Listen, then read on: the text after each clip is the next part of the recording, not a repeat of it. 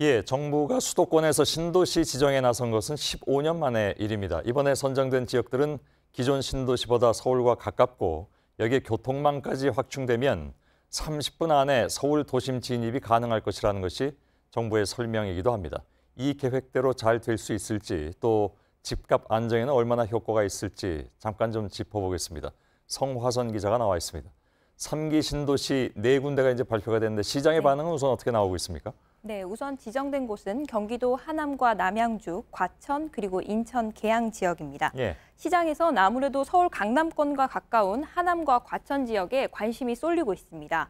반면 나머지 지역에 대해서는 반응이 좀 엇갈립니다. 특히 남양주의 경우에는 이번에 가장 많은 6만 6천 가구가 공급되는데요. 이미 주변에 2만 6천여 가구의 별내 신도시 그리고 3만여 가구의 다산 신도시가 자리 잡고 있습니다. 이 때문에 지역 내에서는 공급 과잉이 빚어지는 것 아니냐 이런 우려도 나옵니다. 예. 일단 관심은 서울과 출퇴근이 얼마나 쉬운가.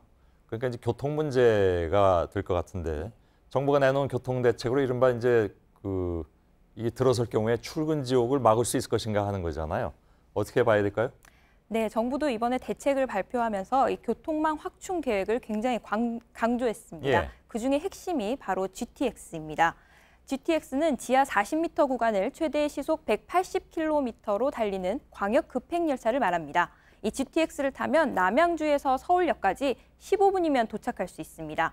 문제는 이 GTX 개통까지 아주 많은 시간이 걸린다는 점입니다. 예. 정부의 예비 타당성 조사, 이른바 예타를 통과해도 짧게는 7년, 길게는 10년이 걸리는 사업입니다. 3기 신도시는 2021년부터 분양을 하는데요. 입주까지는 보통 2년 정도 걸립니다.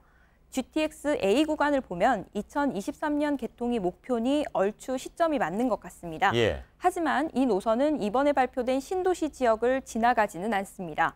3기 신도시와 연결된 것은 B와 C 구간인데 이 개통은 2026년이 지나야 가능합니다.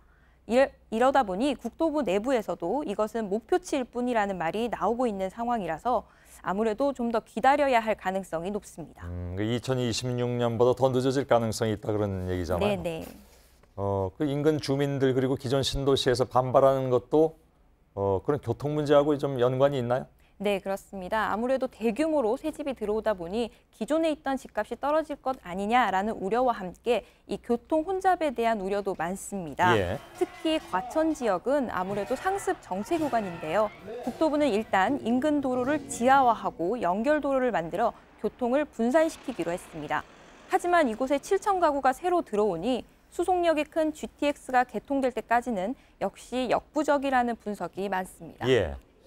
그리고 이제 신도시라는 것이 원래 집값을 좀 떨어뜨리겠다고 만드는 거잖아요.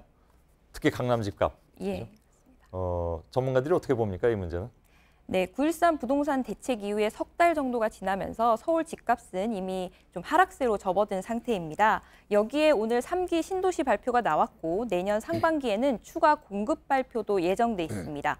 이 때문에 당분간은 시장이 안정기 혹은 조정기를 거치지 않겠느냐는 게 대부분 전문가들의 의견입니다. 예, 알겠습니다. 성화선 기자였습니다.